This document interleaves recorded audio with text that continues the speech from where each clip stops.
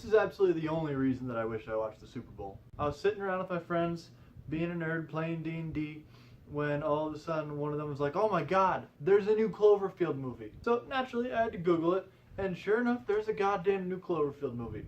Unfortunately, I thought that they aired it on TV after the Super Bowl, and that was the only chance I had to see it. I mean, it seems stupid, but Cloverfield does have weird marketing campaigns, so I thought I missed out on the opportunity. But luckily, I got to work the next day and saw it on Netflix and just watched it there.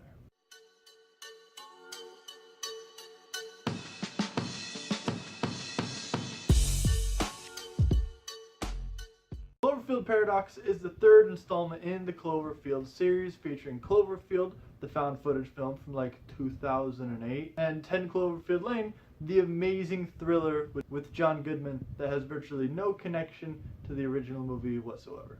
This movie was promised to tie together those two movies and be the one that merges the gap. What this movie was the worst installment in the series by far. The Cloverfield Paradox follows a group of astronaut scientists that go to space to fire a super collider. They go to space to fire the super collider because it's too dangerous to fire on Earth, and they need to find a way to make renewable energy because the world's running out of energy, causing wars to break out. While up in space, they fire the super collider 47 times. It doesn't work. On the 48th time firing, it works. But it doesn't work how you want it to work. It works by transporting them to an alternate reality where they exist in that reality along with their alternate selves, and they collide trying to take up the exact same space of matter, and shit goes down, like people getting sucked into walls and whatnot. It's difficult to explain what happens after that.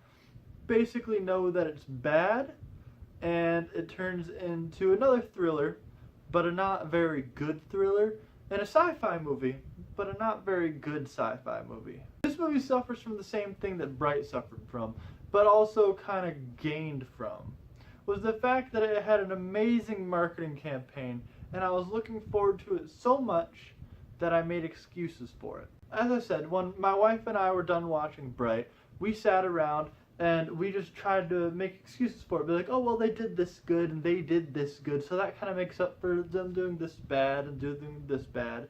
When a couple days later we were just sitting on the couch and be like, you know, Bright was just shit. That's kind of what this faults from, and I think in a couple days I'm going to be saying that actually wasn't good. Even though right now I'm trying to make excuses for it because of the fact that it's a Cloverfield movie, so it does benefit from that.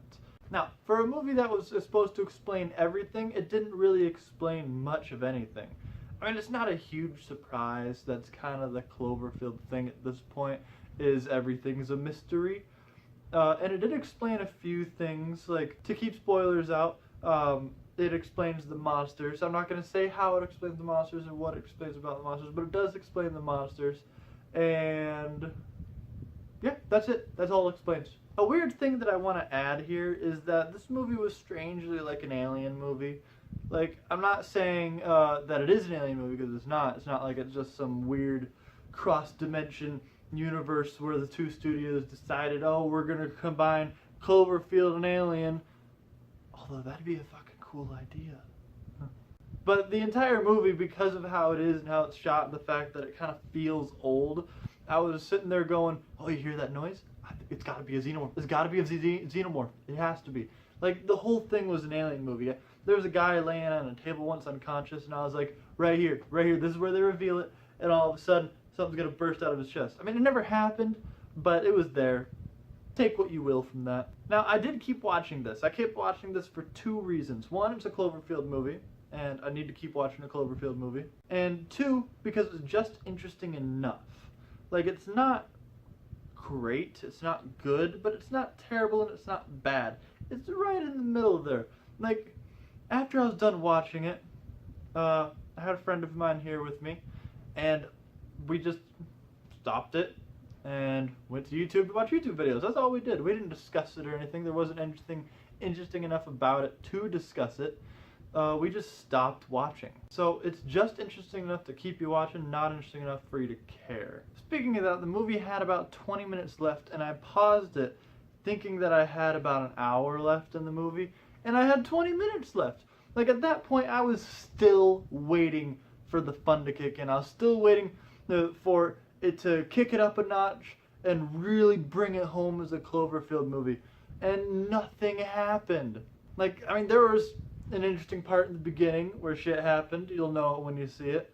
There's stuff that happens at the end that's kind of climactic and wraps things up a little bit, I guess. And then it ends. It ends.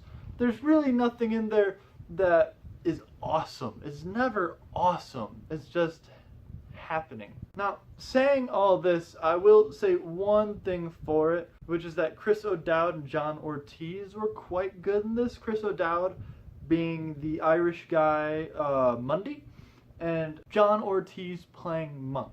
I can't really say much about them. I mean, they weren't amazing. It's not like they gave stellar performances. They're not like Jake Gyllenhaal or something like that. But they were standouts in an otherwise bad movie, especially Chris O'Dowd. He was very enjoyable. He was a comedic relief, which this movie badly needed because it didn't have anything else really going for it. Now, will this movie stop me from watching the other Cloverfield movies? No. God, no. When I watch Cloverfield and 10 Cloverfield Lane, I'll watch the Cloverfield Paradox. And when the next one comes out, I'll probably rewatch those 3 before I watch the new one. This is a very middle ground movie. Like I said in the beginning, it wasn't bad, but it's not good. It wasn't interesting, but it was just interesting enough to keep me watching. So having all of that said, I'm going to give it a 5 out of 10. So anyway, thanks for watching, guys. Make sure to like, comment, subscribe, and check out my other reviews.